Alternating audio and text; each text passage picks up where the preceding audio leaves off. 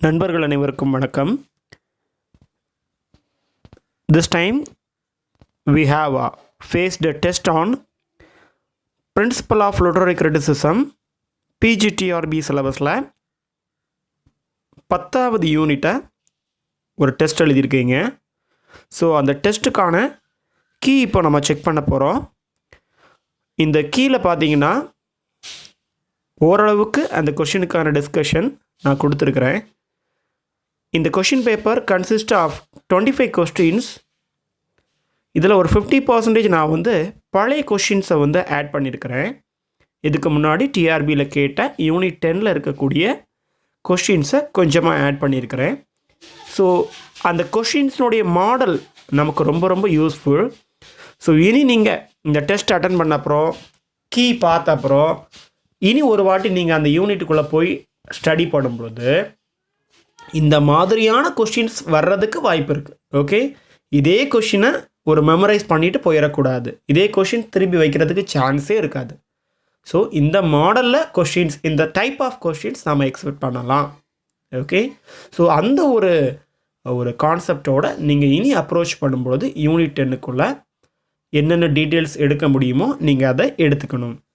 So பார்க்குறதுக்கு literary criticism அப்படிங்கிறது டஃப்பான ஏரியாவாக நமக்கு ஒரு பிரமிப்பான ஒரு விஷயத்தை நமக்கு ஏற்படுத்திக்கிட்டு இருக்கும் இந்த சொசைட்டி அப்படிங்கிறது. ஓகே, தவிர அதில் பெரிய அளவில் பார்த்திங்கன்னா டைரக்ட் கொஷின்ஸ் மட்டும்தான் கேட்டிருக்காங்க. என்ன இருக்குதோ அதுதான். ஸோ அதில் ஒரு இன்டர்பிரட்டேஷன்ஸ் வச்சதோ இன்டைரக்டாவோ பெரிய அளவில் கொஷின்ஸ் கேட்கப்படலை. So if you are try we can get full mark in this unit. Okay, so let us see the key for this test. First question: uncertainty or overlap of meanings in the use of a word could be an enrichment of poetry rather than a fault. It's a definition for ambiguity. This passage is taken from Emerson 7 types of ambiguity. இதில் ambiguity அப்படிங்கிறத பொதுவாக நம்ம என்ன meaning எடுத்துப்போம் அப்படின்னா, it's a fault. Okay, அது ஒரு தப்பான விஷயம். ஏன்னா நிறைய மீனிங் தரும்போது ஒரு குழப்பம் வரும் அப்படின்னு. ஆனால் பொய்ட்ரியை பொறுத்த வரைக்கும் அப்படி அதிகமான மீனிங் கிடச்சதுன்னா அது நல்லது. ஓகே, அது பொய்ட்ரியை கொஞ்சம் கூட மெருகேற்றி காமிக்கும் அப்படின்னு புதிய ஒரு மீனிங் கொடுப்பாரு Empson. Question number 2. Aristotle divides the art of poetry into verse drama, lyric poetry and epic. The genres, these 3 genres differ in 3 ways. 3 வழிகளில் இது வேறுபட்டு நிற்கும். அதில் ஒன்று தப்பு. among the following which is not among the 3 ways. மேலே ஒரு 3 வழிகளில் இது வேறுபட்டு நிற்கும்னு சொல்லியிருக்காங்க. அந்த 3 வழிகளில் இல்லாதது எது அப்படின்னு கொஷின் கேட்டிருக்கு. அதில் ஒரு 4 ஆப்ஷன். அது எக்ஸப்ட் அந்த ஏயை தவிர மீதி எல்லாமே அந்த 3 ways. அப்போ அந்த option A, differences of all share the function of mimesis or imitation of life. It's not a difference, it's a unity. Okay, மேலே சொன்ன verse drama, lyric poetry, epic, இந்த 3மே all share the function of mimesis or imitation of life. 3மே imitation of லைஃப்னுடைய ஃபங்க்ஷனை பண்ணும். அப்போ அதுகளுக்குள்ளே இருக்கக்கூடிய டிஃப்ரென்ஸ் என்னன்னு கேட்டிங்கன்னா, differences in music rhythm, harmony, metre and melody, differences of goodness in characters, differences in how the narrative is presented, telling a story or acting it out. இது 3மே இந்த verse drama, lyric poetry, epic அதுகளுக்குள்ளே இருக்கக்கூடிய வித்தியாசங்கள். ஒவ்வொன்று பண்ணும். Question number 3. Northrop Frye's criticism is not based on. Northrop Frye's archetype of criticism, it not based on 2015 TRB question. இது not based on moral. அப்போ எதெல்லாம் பேஸாக இருக்கும்? content, meaning and text. Question number 4. Fix the correct options in the blanks. நம்ம question கொடுக்கப்பட்டிருக்கு. அதில் correct கீழே 4 வார்த்தைகள் அந்த 4 பிளாங்க்லேயும் போய் கரெக்டாக சூஸ் ஆகணும்.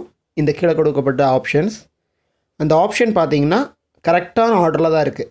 ஃபஸ்ட்டு பிளாங்கில் body, second drapery, third one life, fourth one soul. This passage is from Biographia Literaria by Samuel Taylor கோல்ட்ரிட்ஜினுடைய work. Good sense is the body of the poetic genius. Sense அப்படிங்கிறது உடலை போன்றது. அந்த அதில் fancy it's drapery, அந்த பொயட்ரியினுடைய ஒரு curtain மேல் ஆடை, அந்த மேலே மறைச்சி வச்சுருக்கக்கூடிய ஆடை போன்றது தான் இந்த fancy. Motion it's life. Motion அப்படிங்கிறது பார்த்திங்கன்னா அதனுடைய அந்த இயக்கம் அப்படிங்கிறது பார்த்திங்கன்னா அதனுடைய வாழ்க்கை. And imagination the soul. ஆன்மா அப்படிங்கிறது பார்த்திங்கன்னா இந்த கற்பனை. And everywhere and in each, எங்கே எந்த இடத்துலையும் எல்லா இடத்துலையும் இதுதான் இருக்குது. Question number 5. Who is Charles Sackville? The Charles Sackville அப்படிங்கிறவர் யார்? He is identified as Lord Buckhurst and 6th Earl of Dorset. இந்த ஏர்ல் அப்படிங்கிறது பார்த்திங்கன்னா ஒரு பதவி. This question is taken from Dryden's essay on dramatic poesy. இதில் 4 character Triton சொல்லியிருப்பார். ஒன்று யுஜீனியஸ், கிரைட்ஸ், லெசிடியஸ் அண்ட் நியாண்டர். இந்த யுஜீனியஸ் அப்படிங்கிறது யாருன்னா இந்த சார்ல்ஸ் சாக்வில்லி. ஓகே, அப்போது answer is Eugenius. Option B பாருங்கள், கிரைட்ஸ். இந்த கிரைட்ஸ் யாருன்னு பார்த்தீங்கன்னா சர் ராபர்ட் ஹோவர்ட். இவரை கிரைட்ஸ் அப்படின்னு ஐடென்டிஃபை பண்ணியிருப்பார் ட்ரைடன். அப்புறம் Lisideius Charles Sedley. Charles Sedley அப்படிங்கிறவரை லிசிடியஸ்ன்னு ஐடென்டிஃபை பண்ணியிருப்பார். அண்ட் ஹிம்செல்ஃப் ட்ரைடன் தன்னைத்தானே நியாண்டர் அப்படிங்கிற பேரோட இதில் வந்து தோன்றியிருப்பார் எஸ்ஸே ஆன் ட்ராமாட்டிக் poesyல. Question number 6. The writer of a scientific treatise puts dash first, subordinate his dash. This work is this question is taken from 4 kinds of meaning. I.A. ரிச்சர்ட்ஸ்னுடையது. இந்த option பார்த்தோன்னே நீங்கள் இந்த ஒர்க்கை கண்டுபிடிச்சிடலாம். சென்ஸ், ஃபீலிங், டோன், இன்டென்ஷன் அப்படின்னுலாம் இருக்குது. இதுதான் 4 kinds, 4 factors அப்படின்னு சொல்லப்படுது. So writer of a scientific treatise puts sense first, subordinate his feeling. சென்ஸை தான் ஃபஸ்ட்டு அவர் எடுத்துக்கணும். புத்தி என்ன சொல்லுதோ, மூளை என்ன சொல்லுதோ, அறிவியல் பூர்வமாக என்ன சொல்லுதோ அதைத்தான் ஃபஸ்ட்டு எடுத்துக்கணும். உணர்வுகளுக்கு வந்து 2வது இடம் தான் கொடுக்கணும். Question number 7. It's a old question from 2013 TRB. What according to Cleanth Brooks qualifies a meaning of an utterance? Context. It's an open type question, direct question. Context. அந்த புக்கு முழுவதும் அவருடைய irony as a principle of structure, அது முழுவதும் context பற்றி தான் அவர் சொல்லியிருப்பார். Question number 8. Dash could not combines thought and feelings. Option A Elizabethan dramatist, Victorian poets, romantic poets, metaphysical poets. First, this question is taken from Metaphysical Poets by T.S. Eliot. யாருனால தாட்டையும் ஃபீலிங்கையும் ஒரு combine பண்ண முடியாது அப்படின்னா answer வந்து Victorian poets. அப்புறம் இந்த ஆப்ஷனில் இருக்கக்கூடிய 3 options பாருங்கள். Elizabethan dramatist, romantic poets, metaphysical poets. As a probing கொஷினாக நீங்கள் இதை எடுத்துக்கணும் அப்படின்னா எலிசபெத்தன் ட்ராமாட்டிஸ்ட்டை பற்றி T.S. Eliot என்ன சொல்லியிருக்காருன்னு கண்டுபிடிங்க. ரொமான்டிக் poetsஸை பற்றி என்ன சொல்லியிருக்காரு, மெட்டாஃபிசிக்கல் poetை பற்றி என்ன சொல்லியிருக்காரு. ஓவரால் மெட்டாஃபிசிக்கல் poetை இதில் புகழ்ந்து தான் சொல்லியிருப்பார் T.S. Eliot. Question number 9. Which poem is an example of the fallacy of communication in poetry? Tension in poetry. இதில் எந்த poetry கீழ்காண்டு பெற்றது இல்லை எந்த poetry வந்து fallacy of communicationக்கு எக்ஸாம்பிளாக நம்ம ஆதர் கொடுத்துருக்காரு அப்படின்னு பார்த்தீங்கன்னா ஆல் தி அபவ். 3 போயத்தையுமே ஒரு மிஸ்டேக்ஸ் இருக்குது, இது சரியில்லை அப்படிங்கிற தாட்டை கொடுத்துருப்பார் date. Question number 10. John Keats in his letters compares imagination to. It's a last TRB 2019 question இது. God's vision, hyperbole, Adam's dream, simile. It's very easy. Adam's dream. Question number 11, such a longest one. This question is taken from 7 types of ambiguity. there are 7 ambiguities, 7 types. 7 டைப்புக்கான டெஃபினேஷனும் அங்கே கொடுத்துருக்காங்க. This question is specially, இந்த கொஸ்டினை நான் எடுத்ததுக்கான காரணம் என்னென்னா, first 7 types of ஆம்பிகுட்டிஸ் என்ன அப்படின்னு நம்ம ஆஸ்பிரண்ட்ஸ்க்கு தெரியட்டும், அதுக்காக எடுத்தது. So there is no confusion. என்னென்ன டைப்புக்கு என்னென்ன டெஃபினேஷனோ அதெல்லாம் நேரவே கொடுக்கப்பட்டிருக்குது. ஸோ கோடில் all the statements of correct, அதுதான் கரெக்டான ஆன்சர். ஸோ இது ஒரு லேர்னிங்காக இருக்கும். ஸோ அதனால் இதில் எந்த கன்ஃபியூஷனும் இல்லாமல் கொடுத்துருக்குறேன். ஃபஸ்ட்டு டைப், 7th டைப் தான் நமக்கு வந்து கொடுக்கப்பட்டிருக்கக்கூடிய ஒரு major area. 7th type is full of contradiction, marking a division in the author's mind. Ambiguity அப்படின்னாலே பிரச்சனைக்குரிய, தப்பான, ஒன்றுக்கு மேற்பட்ட மீனிங் தரக்கூடிய அப்படிங்கிற மாதிரியான மீனிங்ஸ் எடுத்துப்பாங்க. Question number 12. catharsis meaning purgation. This metaphor originally used by, catharsis அப்படிங்கிற வார்த்தை சொன்னாலே poetics தான். Okay, it's a word coined by Aristotle. Okay, it's used by Aristotle. That's the answer. இது ஒரு டிஆர்பி ஓல்டு கொஷின். இது 2லேருந்து 3 முறை வரைக்கும் டிஆர்பியில் பல வித்தியாசமான டைப்பாக கேட்டிருக்காங்க.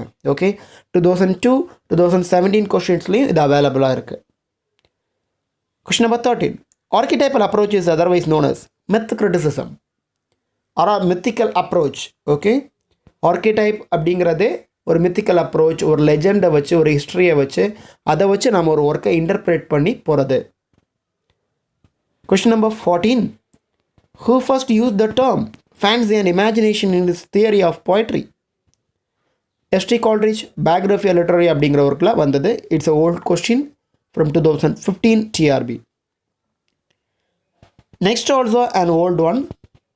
Neander means, இது மேலே பார்த்தா அதே கொஷினுடைய ஒரு வாகாக தான் இருக்குது. So Neander means new man. ட்ரைடனை குறிக்கக்கூடிய வார்த்தை இந்த நியாண்டர் அப்படிங்கிறது. So new man பர்வென்யூ.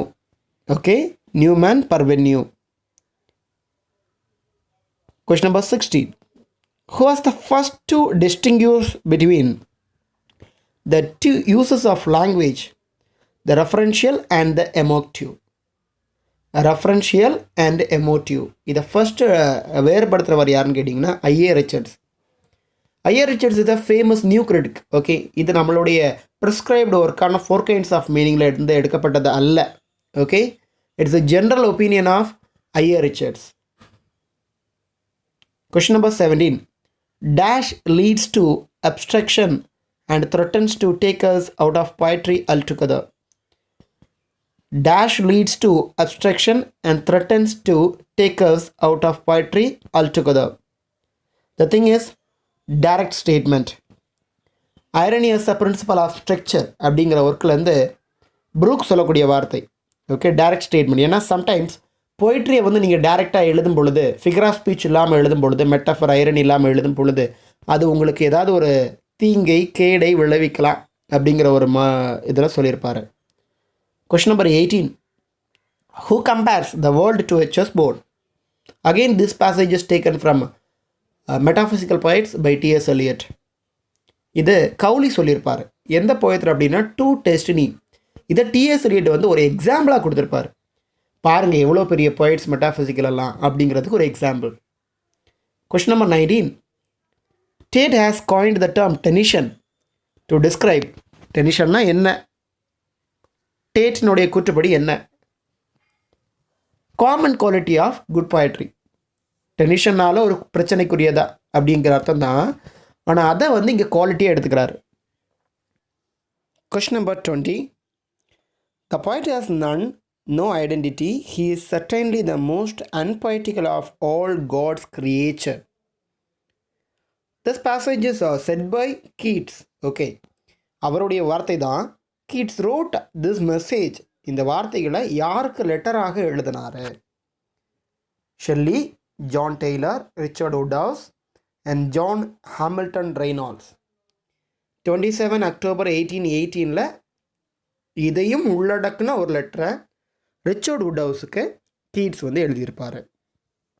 And dear aspirants, இந்த ஷெல்லிக்கு, டெய்லருக்கு, ரெய்னால்ட்ஸுக்கெல்லாம் எந்தெந்த டேட்டில் வந்து கீட்ஸ் வந்து லெட்டர் எழுதினார் அப்படிங்கிற இன்ஃபர்மேஷனை கொஞ்சம் தெரிஞ்சு வச்சுக்கிட்டீங்க அப்படின்னா it will be a useful one.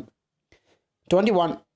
Hamartia is a word used by Aristotle in his work Poetics. So இதே ஒரு பாயிண்ட் உங்களுக்கு கிடச்சிருச்சுது.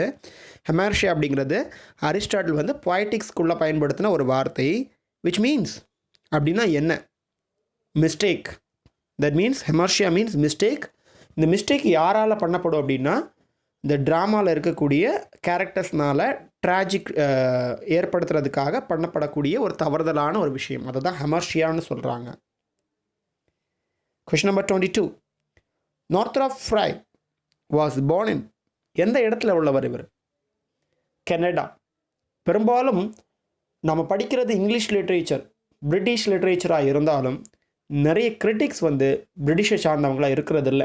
ஓகே, லிட்ரேச்சர் அப்படிங்கிறதுக்கு பிரிட்டிஷ் ரொம்ப ஃபேமஸ் ஆனது. ஆனால் கிரிட்டிசிசம் அப்படிங்கிறதுக்கு அதர் தேன் பிரிட்டிஷ், இங்கிலாந்தை தவிர நாம் வெளியே பார்த்தோம்னா நிறைய கிரிட்டிக்ஸ் இருக்கிறாங்க. Question number 23. Collective consciousness major theory of அப்படிங்கிற ஒரு கான்செப்டை அடிப்படையாக வச்சு ஒர்க் பண்ணக்கூடியவர் யார்? ஊங்க் அல்லது ஜூங்னு சொல்லப்படக்கூடிய JUNG. Frye, Frazer, T S Eliot இவங்கெல்லாம் இந்த தியரி அந்த அளவுக்கு பேசலை. ஊங் வந்து அந்த அளவுக்கு இந்த கலெக்டிவ் கான்ஷியஸ்னஸ் அப்படிங்கிற தியரியை பற்றி பேசியிருப்பார். Question number 24. Essay of Dramatic Poesy by John Dryden was published in the year. ஒரு டைரக்டான கொஸ்டின். 1667, சில சோர்சஸில் 68ன்னு குறிப்பிடப்பட்டிருக்கு. Last question. Sometimes a statement says just the opposite of what it means. This is known as sarcasm. Sarcasm means இந்த irony, satire மாதிரி இருக்கக்கூடிய ஒரு வகை. That's all about today's session. I hope this session would be a useful one for you. If it's useful, if you need to give a feedback, please feed it in the comment box. Thank you, friends.